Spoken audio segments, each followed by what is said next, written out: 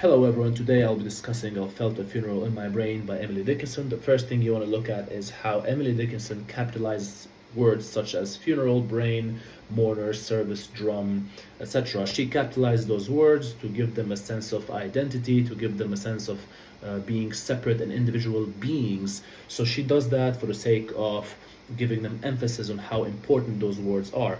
It's a very depressive poem as she loses her sense of identity and she loses the connection to herself and who she is.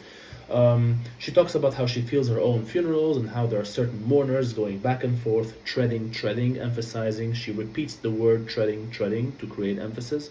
It seems like sense was breaking through as she cannot make sense of certain things anymore and she cannot see anything anymore.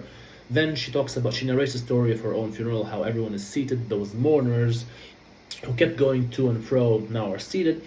There's a service like a drum. She starts hearing this certain drum that keeps beating, again emphasizing on the word beating, repeating it. So there's a poetic technique of repetition. She believes that her mind is going numb and she can no longer make sense of anything, the turmoil and conflict inside her brain.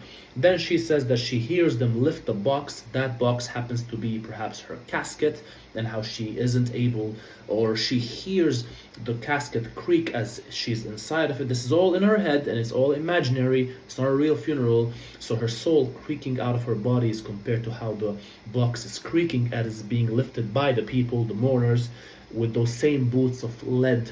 You know, how the heavy, boots of lead are supposedly heavy. So perhaps she's talking about how her death may be a symbolism of how heavy it is on the people, that people are going to miss her, or perhaps that she has no one to miss her. Maybe she's adding irony to it.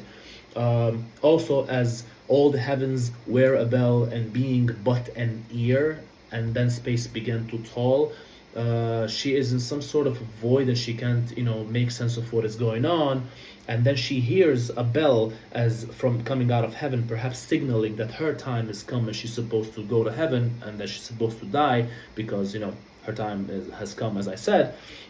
Her being an ear, and then she has transformed into an ear, again imaginary, because she cannot feel any other sense but hearing that drum or that bell coming out of heaven. She and silence, some strange race. She has transformed into a race, and then a plank in reason broke, as in her plank that is inside her head that makes sense has broken. She can no longer make sense. Perhaps she has lost her mind, and she dropped down and down into a world where she can no longer make sense of anything, finished knowing. Then she ends it with a hyphen to add suspense and to make a conclusion.